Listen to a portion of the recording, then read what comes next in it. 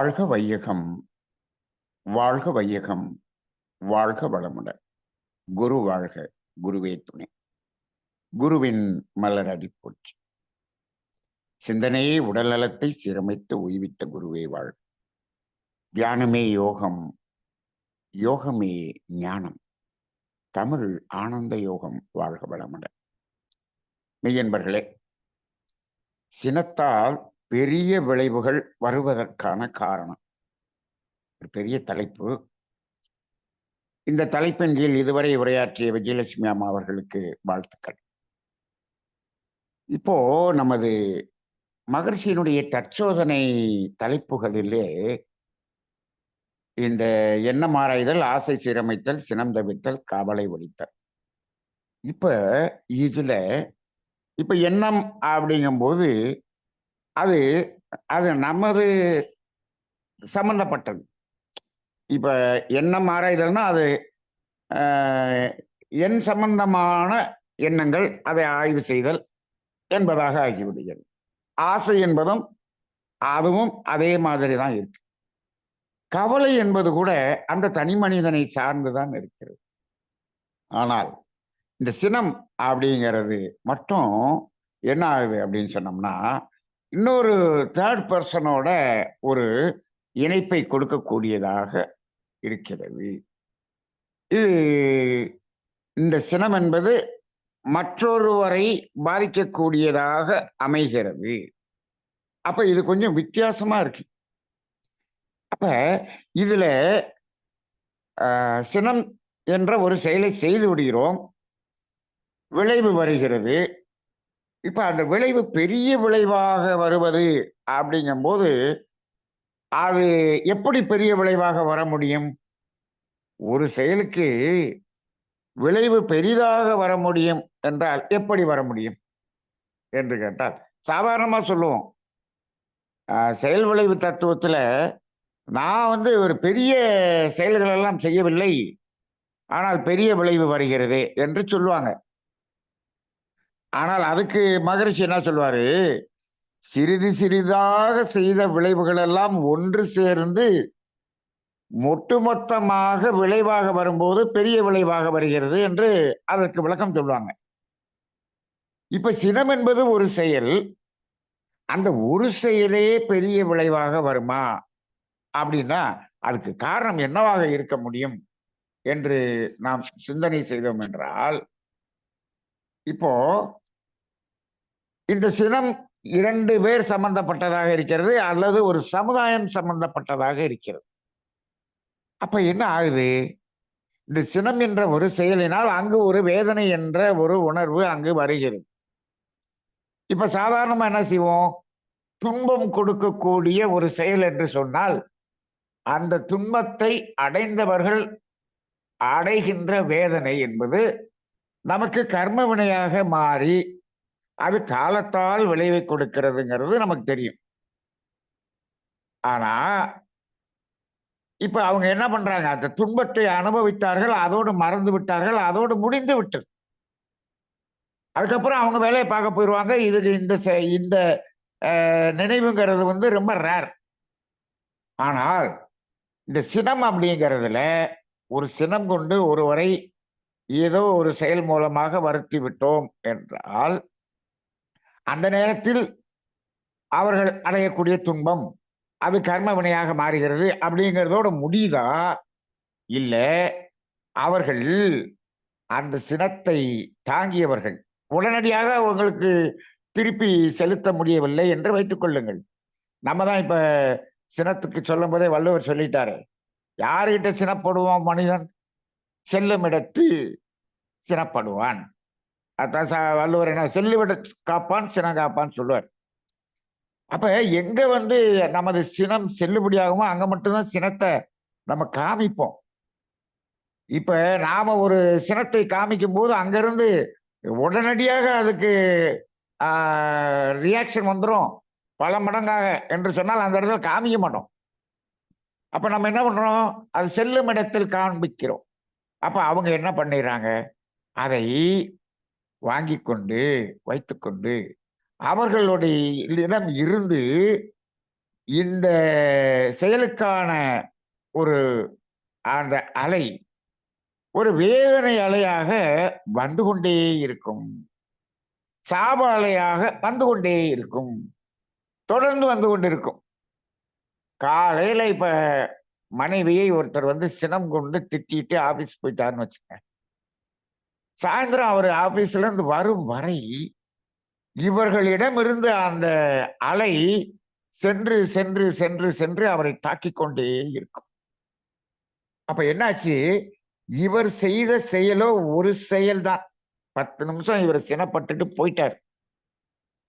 ஆனால் இங்க 10 மணி நேரம் இவர்கள் அதை அந்த சாப அலையாக, வருத்த அலையாக அவர்கள் அனுப்பிக் கொண்டே இருக்கிறார்கள்.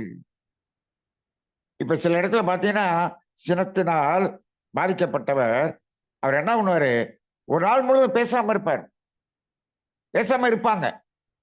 இப்ப அவர்கள் சொல்லால், வாயால் பேசாமல் இருக்கிறார்களே தவிர, அவர்கள் மனதுக்குள்ளாக பேசிக்கொண்டே தானே இருப்பார்கள். அப்ப என்ன ஆகுது? அப்ப அது முழுவதும் அலையாக, அலையாக, அலையாக யாரை சென்று சேரும்? இந்த சினம் பட்டவரை சென்று சேர்ந்து கொண்டே இருக்கும். அப்ப என்ன ஆகுது?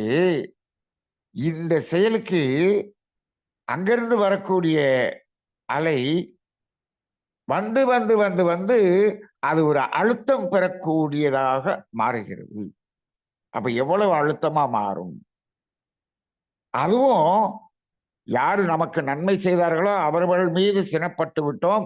அவர்களுடைய வருத்தம் என்பது அது அது வருத்தம் வந்து ஒரு 5 நிமிஷம் வருத்தப்பட்டாங்க முடிஞ்சுங்கிறதே கிடையாது. அப்படி இல்ல. இது எப்படி இருக்கும்? அது தொடர்ந்து இருந்து கொண்டே இருக்கும். அவர்கள் என்ன வேலை செய்தாலும், மனம் இந்த நினைவோடே செய்யக்கூடியவர்களாக இருப்பார்கள். அப்ப அந்த நெகட்டிவ் அலைகள் வந்து, வந்து, வந்து, வந்து மோதி, அதனுடைய இன்டென்சிட்டியே நமக்கு என்ன ஆகுது? கூடுகிறது. அப்ப பாருங்க, சினத்தால் பெரிய விளைவு வருவதற்கு காரணம், அதனுடைய விளைவை அனுபவித்தவர்கள் தொடர்ந்து அங்கு வருத்த அலைகளை வெளிப்பட்டுக் கொண்டே இருப்பதால், அதை அனுப்பிக் கொண்டே இருப்பதால், அது இன்டென்சிட்டி கூடி, கூடி, கூடி, கூடி அது பெரிய விளைவை கொடுக்கக்கூடியதாக மாறிவிடும் என்பதை ஒரு சிந்தனையாக நாம் இங்கு சிந்தனை செய்ய வேண்டியிருக்கிறது. ஏன்னா இந்த தலைப்புக்கு தகுந்தாற் போல நாம் சிந்தித்து பார்த்தால், இந்த கருத்து ஒன்று நமக்கு சிந்திக்க வேண்டிய கருத்தாக இருக்கிறது. அப்ப இதுக்கு என்ன தீர்வு? தீர்வு என்று சொன்னால், சினப்பட்டுட்டோம். சரி, அதாவது மகரிஷி தத்துவத்துல சினம் வர்றதுக்கு முன்னாடி அதை தவிர்த்து விட வேண்டும் என்பதுதான் மகரிஷியினுடைய பயிற்சி. இப்ப சினம் பட்டாச்சு. இன்னொன்னு பாருங்க, சினம் வந்துருச்சு. வந்துருச்சு. இப்ப என்ன ஆகிறது? வராம தவிர்க்கணும். ஆனா வந்துருச்சு. இப்ப அத அடக்கலாமா? அடக்குனோம்னா அதுவும் பெரிய ஒரு பாதிப்பை ஏற்படுத்தும். இங்க அவர் அடக்கி வச்சிருக்கார் இல்லையா? அத அடக்கி வச்சுட்டு, அது ஒரு அ தொடர் பாதிப்பை நமக்கு ஏற்படுத்தக்கூடியதாக இருக்கும். அது உள்ள இருந்துகிட்டு இருக்கிறபோது. இப்போ அதை வெளிப்படுத்திட்டாரு. அங்கிருந்து அந்த அலை தொடர் அலையாக வரக்கூடியதாக இருக்கிறது. இப்ப என்ன செய்யலாம்? அப்படின்னா, அந்த சினப்பட்டதை ரியலைஸ் ரியலைஸ் பண்ணிட்டு, அந்த இடத்திலேயே ஒரு சமாதானம் என்ற ஒரு நிலைக்கு வந்துவிட்டு அவர் சென்றார் என்று சொன்னால், அந்த அலை வருவது நின்றுவிடும். அப்ப சினம் வந்துருச்சு, அத பண்ணிட்டோம் அப்படின்னு சொன்னாலும், உடனடியாக அதுக்கு மாற்று செயல் செய்து அதை சமாதானம் செய்யக்கூடிய ஒரு நிலை நமக்கு வர வேண்டும். இது நம்ம ஒரு காரணத்துக்காக தான் சினப்பட்டோம். அப்புறம் எப்படி சமாதானம் ஆகிறது? அப்படின்னு எல்லாருக்கும் ஒரு கேள்வி வரும். அப்படி சமாதானம் ஆகுறதா இருந்தா தான் எனக்கு சினம் வந்திருக்காதே. இப்ப வந்துருச்சுன்னு சொன்னாலும் சமாதானம் ஆக முடியாம தானங்கய்யா சினம் வருது. அப்புறம் எப்படி சினம் பட்ட பிறகு சமாதானம் ஆகுறது? அப்ப இதுல என்ன நம்ம சிந்திக்க வேண்டியிருக்குன்னா, சினம் வரும்போதே அதனுடைய காரணத்தை உணர்ந்து அந்த இடத்துல தவிர்த்துக்கணும். அது சினம் வருகிறது. என்று சொன்னாலும், எந்த ஒரு செயல், எண்ணம் வருகிறது என்று சொன்னாலும், எந்த ஒரு விளைவு நமக்கு வருகிறது என்று சொன்னாலும், எல்லாவற்றிற்கும் ஒரு காரணம் என்று ஒன்று இருக்கும். இப்ப சினம் வர்றதுங்கிறதுனா, ஏதோ ஒரு விளைவு வந்ததினால் தானே சினம் நம்மகிடம் தோன்றுகிறது. சாதாரணமா நமக்கு ஒரு எண்ணம் தோன்றுவது தானாக தோன்றும். ஆசை தானாக தோன்றும். சினம் தானாக தோன்றுமா? அப்படியெல்லாம் தோன்றாது. எப்படி தோன்றும்? ஏதாவது ஒரு விளைவு வரும்பொழுது, அதுதான் சினத்தை தூண்டக்கூடியதாக இருக்கும். அப்ப நம்ம விளக்கம் என்ன சொல்லியிருக்கோம்? ஆசையோ, பேராசையோ தடைபடும்போது, அந்த தடைக்கு காரணமான நபர் அல்லது பொருள், அதன் மீது தான் வரக்கூடியது சினம்னு சொல்லியிருக்கோம். அப்ப சினம் வருது அப்படின்னு சொன்னா, அதுல 3வது ஒரு நபர் அதில் சம்பந்தப்படுகிறார் என்று நம்ம இப்ப பேசிட்டோம். அதுல ஒரு 3rd பெர்சன் அதுல சம்பந்தப்படுறாருன்னு பேசிட்டோம். இப்போ அந்த 3rd பெர்சன் ஏதாவது ஒரு விளைவை நமக்கு கொடுக்கும் பொழுது தானே இங்கே சினம் தூண்டப்படுகிறது. அப்ப சினம் எழும்போது ஏதோ ஒரு விளைவுக்காகத்தான் சினம் எழுகிறது. இப்ப நம்ம இந்த இடத்துல சிந்திக்க வேண்டியது என்னன்னா, எந்த விளைவு நமக்கு வந்தாலும் அதற்கு ஒரு காரணம் இல்லாமல் அப்படி ஒரு விளைவு வரவே வராது என்ற தத்துவத்தை முதலில் உணர்ந்து கொள்ள வேண்டும். ஒவ்வொரு விளைவும், நமக்கு வரக்கூடிய ஒவ்வொரு விளைவும் ஒரு காரணத்தின் அடிப்படையில் தான் வருகிறது. காரணம் இல்லாமல் காரியம் இல்லை. இந்த காரியம் என்பதுதான் விளைவு. காரணம் இல்லாமல் காரியம் இல்லை. காரண காரியம் என்ற தத்துவத்தை நாம் உணர்ந்து கொள்ள வேண்டும். ஒவ்வொரு விளைவுக்கும் ஒரு காரணம் இருக்கிறது. இப்ப எல்லாம் சமுதாயத்துல நிறைய விளைவுகளை அனுபவிக்கிறார்கள். ஆனால் அதற்கான காரணம் யாருக்கும் தெரிவதில்லை. மேக்சிமம் அதற்குரிய காரணம் 90%, 95% அதற்குரிய காரணம் தெரிவதில்லை. ஏன் தெரிவதில்லை என்று சொன்னால், 2 தத்துவங்கள் இந்த சமுதாயத்தில் உணர்த்தப்படவில்லை மனிதர்களுக்கு. ஒன்று செயல் விளைவு தத்துவம், இன்னொன்று கர்மவினை தத்துவம். இந்த 2 தத்துவங்களும் உணர்த்தப்படாமல் இருக்கக்கூடிய சமுதாயத்தில் காரணம் என்பது தெரியாது. ஆனால் ஒன்றே ஒன்று மட்டும் புரிந்து கொள்ள வேண்டும். காரணம் இல்லாமல் காரியம் நிகழாது என்பதை மட்டும் தெள்ளத் தெளிவாக புரிந்து கொள்ள வேண்டும். அப்ப அதுக்குரிய காரணம் நமதாக இருக்கலாம், நமது முன்னோர்களிடமிருந்து வந்திருக்கலாம். ஆனால் காரணம் என்ற ஒன்று இல்லாமல் நடக்கவே நடக்காது. ஒரு வீட்டுல ஒரு திருடன் வந்து வீட்டை திறந்து எடுத்துட்டு போயிட்டான். அவன் வந்து என் வீட்டுல திருடிட்டு போயிட்டான் சார், இது நடந்த செயல் சார். அப்ப இதுக்கும் ஒரு காரணம் இருக்குன்னு சொல்றீங்களா? காரணம் என்ன? அவனுக்கு தேவைப்பட்டுச்சு, திருடிட்டான் அப்படின்னு காரணம் சொல்லலாமா? அந்த திருடனுக்கு காசு தேவைப்பட்டுச்சு, அவன் திருடனா, அதான் ஏன் காரணம். இது காரணம் இல்ல. அவன் தேவைப்பட்டது, அதுக்காக திருடனும் நினைச்சான்.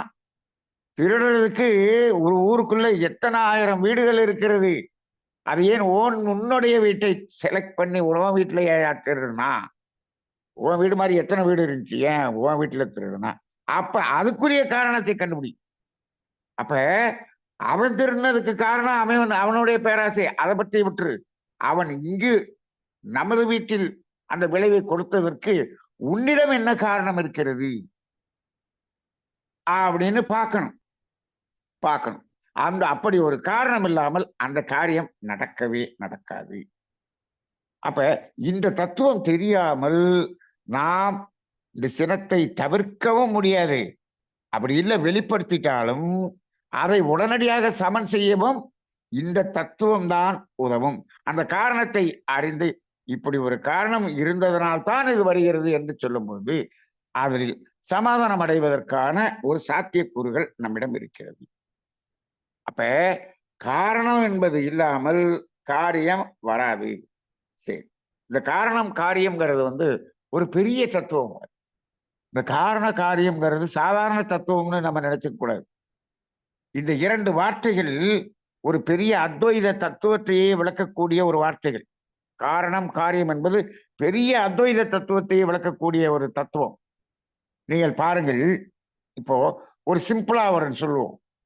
இப்போ ஒரு உருண்டை களிமண்ணு ஒரு டேபிள் மேல இருக்கு. இது என்ன அப்படின்னு கேட்கிறோம். களிமண்ணு அப்படின்னு சொல்றோம். இது என்னது? மண்ணு அப்படின்னு சொல்றோம். சரி, மண்ணு அல்லது களிமண் அப்படின்னு சொல்றோம். இப்ப ஒரு அன்பர் வர்றாரு. எனக்கு நாளைக்கு விநாயகர் சதுர்த்தி, எனக்கு ஒரு விநாயகர் சிலை வேணும்னு கேட்கிறாரு. ஐயா நீங்க போயிட்டு வாங்க, 1 மணி நேரத்துல நானு ரெடி பண்ணி தர்றேன்னு சொல்றாரு. இப்ப என்ன பண்றாரு, அந்த களிமண்ல எடுத்து என்ன பண்றாரு, விநாயகர் சிலை செய்து வைத்து விட்டார். 1 மணி நேரம் கழிச்சு வந்தாரு அவரு. வந்தோடனே ஆ ரூ. 200 சொன்னாரு. ரூ. 200 கொடுத்து அவர் அந்த விநாயகர் சிலையை வாங்கி விட்டார். இப்பொழுது அவர் விநாயகருக்கு ரூ. 200 கொடுத்தாரா? அந்த மண்ணுக்கு ரூ. 200 கொடுத்தாரா? என்பது ஒரு கேள்வி. இவர் கொடுத்த அந்த ரூ. 200 மண்ணுக்கா? விநாயகர் சிலைக்கா? சிலைக்கா? மண்ணுக்கா? அப்படின்னு ஒரு கேள்வி கேட்டோம்னா, ஆ விநாயகர் சிலைக்கு தான் குடுத்தாரு அப்படிம்பாங்க. இப்ப அதுல நீங்க தூக்கிட்டு போறது விநாயகர் சிலை அப்படிங்கிறீங்க. இல்லையே, மண்ணு தானங்க. இங்க இருந்த மண்ணு தானங்க இப்ப அப்படி ஆயிருக்கு. அந்த மண்ணுக்கு தானே குடுத்தாரு அப்படின்னா, நாம இல்ல விநாயகருக்கு தான் குடுத்தாரு அப்படிங்கிறோம். இப்ப இது விநாயகரா? மண்ணா? மண்ணு தாங்க. ஆனா விநாயகர் உருவத்துல இருக்கு. இது மண்ணா இல்லையா அப்படின்னு கேட்டா, ஆமா இது மண்ணு தான். மண்ணு தானே விநாயகரா மாறுச்சு. இப்போ இத மண்ணுக்கு தான் குடுத்தாரு அப்படின்னு ஒருத்தர்ட்ட சொன்னா, சரி முதல்ல உருண்டையா இருந்துச்சே, அந்த மண்ணுக்கு ரூ. 200 குடுனா குடுப்பாரா? குடுக்க மாட்டாரு. அப்ப அதுக்கு ரூ. 20 கூட குடுக்க மாட்டாரு. இப்ப ரூ. 200 குடுத்துட்டாரு. ஏங்க இப்படி ரூ. 200 குடுத்தீங்க? இது மண்ணு தானே. மண்ணு வந்து விநாயகர் உருவமா மாறி இருக்கு. ஆனா அது மண்ணு தான். முழுக்க முழுக்க மண்ணு தான். அதுல வேற ஏதாவது கலப்படம் பண்ணாரா? ஏதாவது கலந்திருக்கிறாரா? எதுவுமே கிடையாது. அந்த உருண்டையாக இருந்த மண் இப்படி வந்திருக்கு. அப்ப அந்த உருவமாக மாற்றுவதற்காகத்தான் நான் ரூ. 200 குடுத்தேன். அப்படின்னு ஒருத்தர் சொல்றாருன்னு வச்சுக்கங்க. ஓ! அப்ப அவர் செய்த அந்த உழைப்புக்கு தான் நீங்கள் காசு குடுக்குறீங்களா? ஆமா, ஆமா. அவர் அந்த உருண்டையா இருந்த மண்ணை இந்த உருவமான சிலையாக மாற்றிய அந்த உழைப்புக்குத்தான் நான் ரூ. 200 குடுத்தேன். அப்படியா? அவர் உழைப்புக்கு ரூ. 200 குடுத்துட்டீங்கல்ல, அத வச்சுட்டு போங்க. அத எதுக்கு தூக்கிட்டு போறீங்க? அப்படின்னா, ஐயோ! நான் ரூ. 200 குடுத்து அந்த சிலைய நான் எடுத்துட்டு போறேன். அப்ப எடுத்துட்டு போம்போது அது என்னது? மண்ணால் ஆகிய சிலை அப்படின்னு சொல்லும். இப்போ இது விநாயகர் செஞ்சது போல, இந்த மண்ணை வைத்து அவர் எத்தனை பொம்மைகள் செய்யலாம்? நூற்றுக்கணக்கான பொம்மைகள் செய்யலாம். இப்ப அந்த நூற்றுக்கணக்கான பொம்மைகளும் என்ன? அந்த மண்ணு தான். அதே களிமண்ணு தான். ஆனா ஒண்ணு குதிரையா இருக்கு, ஒரு யானையா இருக்கு, பறவையா இருக்கு. எத்தனை விதமான பொம்மைகள் அதுல செய்றோம். ஆனா எல்லாத்துக்குள்ளயும் மண்ணு தான். இப்ப அந்த மண்ணுங்கிறது தான் காரணம். இந்த பொம்மைகள் அனைத்தும் காரியம். அப்ப காரியம் பலவாக இருக்கிறது. ஆனால் காரணம் ஒன்று. இப்போ காரணம் இல்லாமல் காரியம் இருக்கிறதா என்பது கேள்வி. இத்தனை 100 பொம்மைகள் இருக்கிறதே. இதுக்குள்ள இப்ப காரணம் என்பது மண்ணுன்னு சொல்லிட்டோம். காரியம் என்பது பொம்மைன்னு சொல்லிட்டோம். இந்த 100 பொம்மையில் இது எல்லாமே காரியங்கள். இதில் காரணம் இருக்கிறதா இல்லையா என்று கேட்டால் 100 பொம்மையிலும் மண்ணு இருக்கிறது. காரணம் இருக்கிறது. ரைட்டா? இப்ப இதோட இன்னும் கொஞ்சம் ஈஸியா புரியணும்னா இன்னும் வேற மாரி சொல்லலாம். இப்போ நீங்க ஒரு தங்க கட்டி ஒரு 8 கிராம் அப்படின்னு வச்சுக்கங்க. இருக்குது. இது என்னது? தங்கம். இப்ப அத என்ன பண்ணியாச்சு? வளையலா செஞ்சாச்சு. இதுக்கு பேரு வளையல். வளையல்ன்னு சொல்றோம். இப்ப நீங்க என்ன பண்ணீங்க? 50,000 குடுத்து வாங்குனீங்க. நீங்க வளையலுக்கு காசு குடுத்தீங்களா? தங்கத்துக்கு காசு குடுத்தீங்களா? அப்படின்னு கேட்கிறோம். வளையலுக்கு தான் காசு கொடுத்தேன். ஏங்க என்னங்க அது? உடனே போனோனே என்ன கேட்கிறீங்க? கிராம் எவ்வளவுன்னு கேட்கிறீங்க. எடைய போடுங்கிறீங்க. எடைய போட்டு 1 கிராம் இவ்வளவு, இத்தனை கிராமுக்கு இவ்வளவுன்னு சொல்லியே வாங்குறீங்க. நீங்க தங்கத்துக்கு தானங்க காசு குடுத்தீங்க? ஆமா. இப்ப அந்த களிமண் இல்லங்கும்போது வேற மாரி இருந்துச்சு. இப்ப தங்கத்த சொன்னோம்னா வேற மாரி இருக்கு. இப்போ அந்த தங்கத்துக்கு தான் காசு குடுக்குறோம். காரணத்துக்கு தான் காசு குடுக்குறோம். சரி. என்ன கூட கொஞ்சம் செய்கூலி, சேதாரம் சேர்த்து குடுத்தோம். சரி. இப்ப இது வளையலாவும் செய்யலாம், தோடா செய்யலாம், மோதிரமா செய்யலாம், செயினா செய்யலாம். எத்தனை விதமான நகைகள் இருக்கிறது. இந்த நகைகள் முழுவதும் காரியங்கள். நகைக்கடையில இருக்கக்கூடிய அத்தனை நகைகளும் காரியங்கள். இப்போ இந்த காரியங்களுக்குள்ளாக அந்த காரணம் இருக்கிறதா? அந்த வளையல்ல தங்கம் இருக்கா? இருக்கு. மோதிரம் தங்கம் இருக்கா? இருக்கு. இன்னும் சொல்லப்போனா, அந்த அந்த தங்கம் தான் மோதிரமா இருக்கு. அந்த தங்கம் தான் வளையலா இருக்கு. அந்த தங்கம் தான் தோடா இருக்கு. அப்படித்தானே சொல்லுவோம். அதேபோல இந்த மண்ணு தான் குதிரையா இருக்கு. இந்த மண்ணு தான் விநாயகரா இருக்கு. இந்த மண்ணு தான் ஆஞ்சநேயர் சிலையா இருக்கு. இப்ப பாருங்க, வெறும் களிமண்ணையும் இந்த தங்கத்தையும் வச்சு பேசணும். இதுல என்ன தெரியுது? இப்ப அந்த காரணம் வேறு, காரியம் வேறா? காரியத்துக்குள்ள காரணம் இருக்கா? காரணமே காரியமா இருக்கா? அப்படின்னு பார்த்தா, காரணமே காரியமா இருக்கு. இதுதாங்க அத்வைதம். அப்ப இந்த காரண காரியத்த வச்சுட்டு, ஒரு பெரிய அத்வைத தத்துவத்தையே நாம சொல்லிர்றோம். அத்வைத தத்துவத்தை. இந்த காரண காரியம் என்பதை நாம் உணர்ந்து கொள்ளும் பொழுது, இந்த காரண காரியம் என்ற அடிப்படையை வைத்துத்தான் அங்கு கர்மவினை தத்துவம், செயல் விளைவு தத்துவம் செயல்படுகிறது செயல்படுகிறது. அப்ப இங்கேயும் காரண காரியம். அப்ப ஒவ்வொரு விளைவு வரும் பொழுதும், அதுக்குரிய காரணம் என்று ஒன்று இருக்கிறது என்பதை தெரிந்து கொண்டால், அதுக்கு அந்த காரணம் எது என்று தெரிந்து கொள்ளணும்னு அவசியம் இல்லை. நமக்கு ஒரு ஆன்மீக பயிற்சியாளர்கள் அதுக்குரிய காரணம் எது என்று தெரிந்து எனக்கு இப்படி ஒரு விளைவு நடக்குது. என்னைய ஒருத்தர் இப்படி அ ஒரு துன்பப்படுத்திட்டாரு. அப்ப இதுக்கு என்ன காரணம் என்று நான் தெரிந்து கொள்ள வேண்டும். அதை அறிந்து கொள்ள வேண்டும் என்று சொன்னால், அப்படி முயற்சி பண்ணீங்கன்னா கஷ்டம். அது நீங்க செஞ்சிருக்கிறதே உங்களுக்கே ஞாபகம் இருக்காது. நாமளே எத்தன இடத்துல எங்கெங்க என்னென்ன காரியம் செய்ய எல்லாத்தையும் ஞாபகமா வச்சுக்கிட்டு இருக்கிறோம். நமக்கு ஞாபகம் இருக்காது.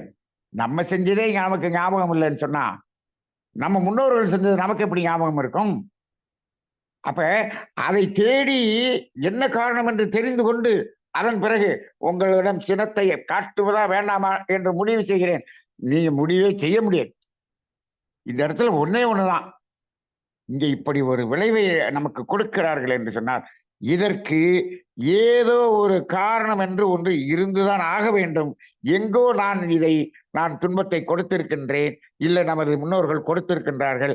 அதனால்தான் இவர்கள் இப்படி நம்மிடம் செய்கிறார்கள்.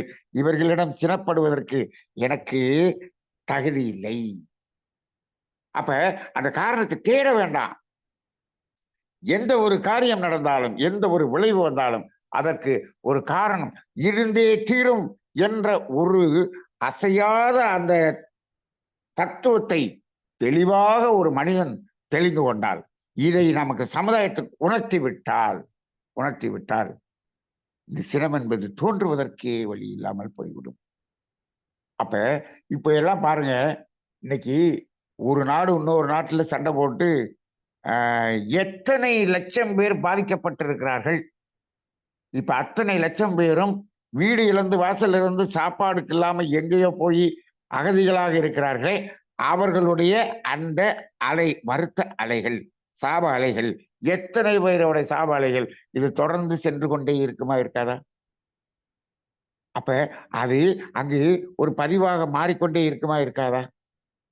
இது இரு தரப்பிலும் இப்படி நடந்து கொண்டே இருக்கிறது. இப்ப எல்லாம் சினம் பெரிய லெவல்ல அந்த அளவுக்கு போயிடுச்சு.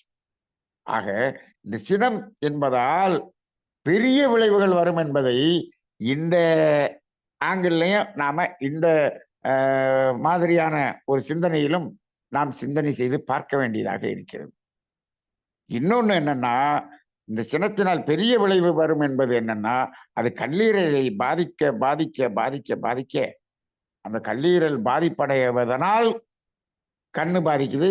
அதனால் எத்தனை உறுப்புகள் பாதிக்குது. அப்ப இதனால் ஒரு கிரானிக் டிசீஸ் கடைசியில கிட்னி பாதிப்பு வரைக்கும் வரக்கூடிய நிலைமை வருகிறது. அப்ப சினம் என்பது ஏதோ நாம சாதித்து விட்டோம் என்று நினைக்கின்றோம். ஆனால் அது உள் உறுப்புகளை கெடுத்து பின்னால் பெரிய நோயாளியாக நம்மை மாற்றி வருகிறது. அப்ப கிரானிக் ஒரு டிசீஸ் என்று வருகிறது. அப்ப சினம் பெரிய விளைவை கொடுக்கிறதா? நிச்சயமாக கொடுக்கிறது. அப்படியும் பார்க்கலாம். அதே சமயத்தில் இது சினத்தை நாம் காட்டியவர் அங்கிருந்து வீசக்கூடிய அலை தொடர்ந்து வந்து வந்து வந்து வந்து நமக்கு அது ஒரு அடர்த்தியாக அக்குமுலேட் ஆகி அது மொத்தமாக நமக்கு பெரிய விளைவை கொடுக்கக்கூடியதாக மாறுகிறது. ஏனென்று சொன்னால் இது இன்னொரு 3வது நபர் சம்பந்தப்பட்டதாக இருக்கிறது இந்த சினம் என்பதனால் இதை நாம் சற்று வித்தியாசமாக சிந்தித்து இந்த சினம் தவிர்த்தல் என்ற ஒரு நிலையை நாம் நாம் உணர வேண்டும். அதற்கு இந்த காரண காரியம் என்ற அந்த தத்துவத்தை வைத்துக்கொண்டு காரணம் இல்லாமல் எதுவும் நடப்பதில்லை. அதனால அதை ஏற்றுக்கொள்வோம் என்ற ஒரு நிலைக்கு நாம் வர வேண்டும். இந்த காரண காரியம் என்ற இந்த தத்துவத்தை இந்த சமுதாயத்துக்கு உணர்த்த வேண்டிய இந்த சமுதாயம் உணர்த்தாமலேயே விட்டுவிட்டது. அதுதான் இன்றைய சமுதாய கேடாக மாறி இருக்கிறது என்பதை உணர்ந்து இந்த சமுதாயத்துக்கு இந்த தத்துவங்களை செயல் விளைவு தத்துவத்தையும் கர்மவினை தத்துவத்தையும் இந்த சமுதாயம் முழுவதும் கொண்டு செல்ல வேண்டும். அது சென்று சேர வேண்டும் என்ற வாழ்த்துக்களோடு இன்றைய சிந்தனையை நிறைவு செய்து கொள்வோம். வாழ்க வளமுடன்.